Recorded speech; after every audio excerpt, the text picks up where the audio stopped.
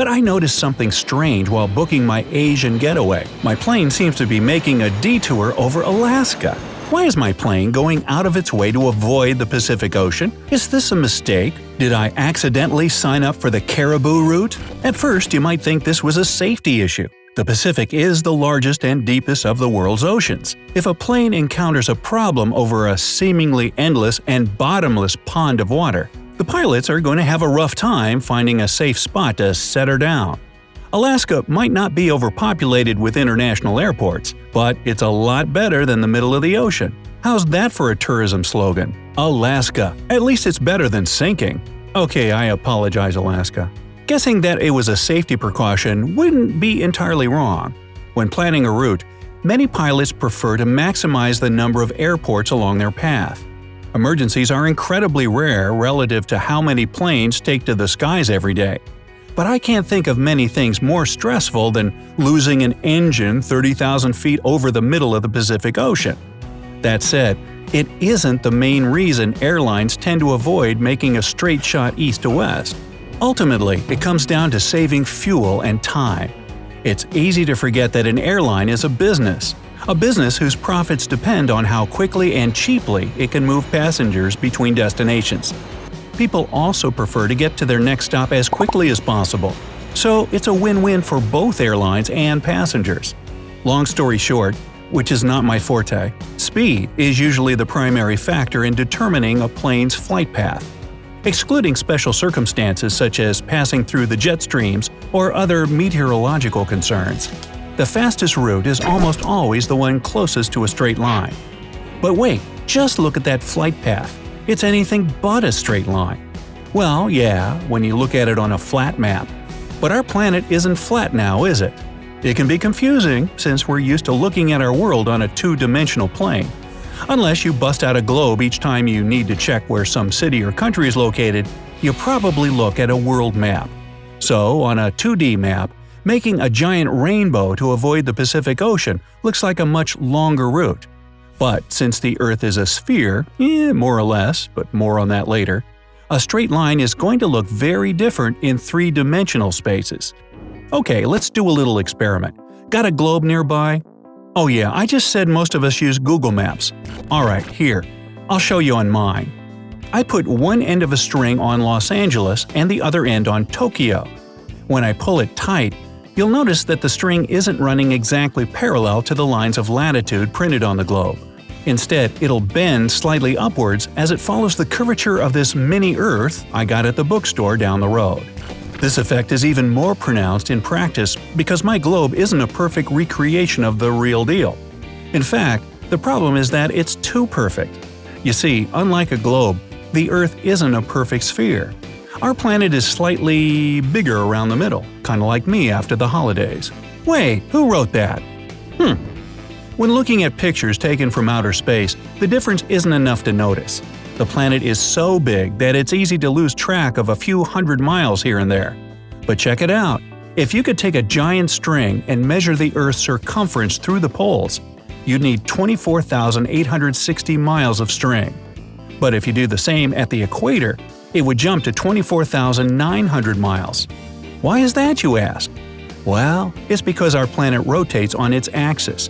Ever spin yourself really fast on the playground merry-go-round when you were a kid? Remember feeling like the thing was going to throw you out to the sides? Actually, I remember I was throwing up a lot. Not a good ride for me. Anyway, something similar happens to the Earth's midsection as it spins.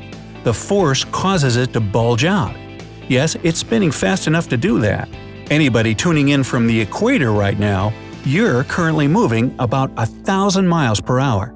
That 40-mile difference in the Earth's width might not seem like very much, but when it comes to the surface area of an entire planet, that little bit of added girth can go a long way. The combination of these two factors, the curvature of the Earth and its extra equatorial width, I like that, mean that curving toward the poles is a shorter distance than flying, what seems like on a map, straight across. None of this is to say that planes never cross the Pacific Ocean. People have to get to Australia somehow, I guess. I'm not so much into giant insects and spiders, but hey, to each his own. Just kidding, Australia. Anyway, Planes will also venture over open water to avoid storms. While aircraft can outclimb some types of severe weather such as hurricanes and tropical storms, seemingly mundane thunderstorms are surprisingly challenging. With clouds reaching altitudes of over 60,000 feet, airplanes are advised to steer around instead of into or over them. It's almost unheard of for modern aircraft to be brought down by severe weather. But bad enough turbulence can cause injuries to passengers and crew if they, and all the stuff they've packed with them, get tossed around the cabin. The takeaway here is keep your seatbelts fastened at all times. Another reason planes will sometimes brave an oceanic voyage is to take advantage of the smoother ride. Even in clear weather, there's much less turbulence over water than over land. This is because the primary source of turbulence is hot air rising up from the ground. Hey, there's a lot of hot air rising up from this microphone. Water distributes heat a lot better than soil, so flights over the ocean are often much smoother. The other primary consideration for determining flight paths are air currents, namely the jet streams.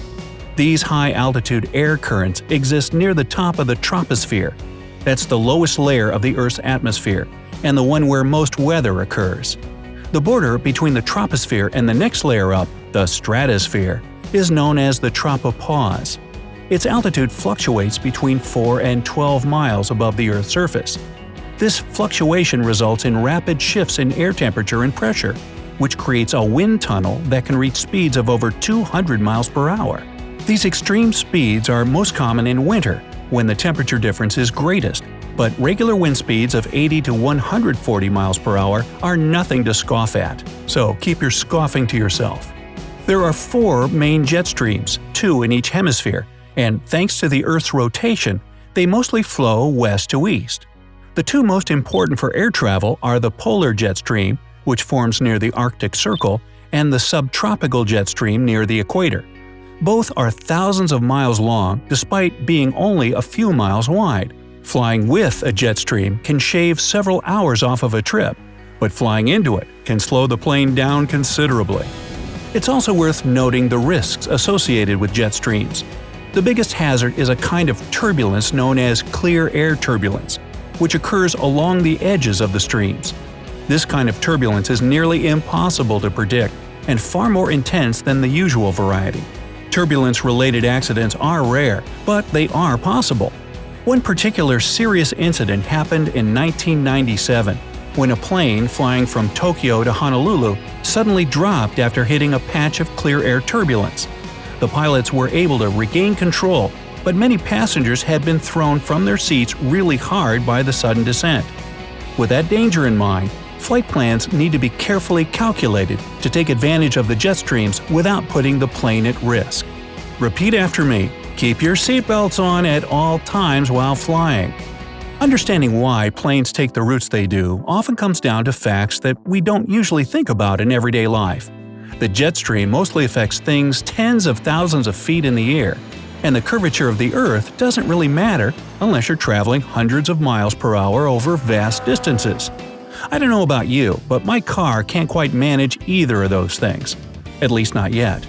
I have a few ideas, but we'll save that for a video titled 7 Things You Shouldn't Strap Rockets To.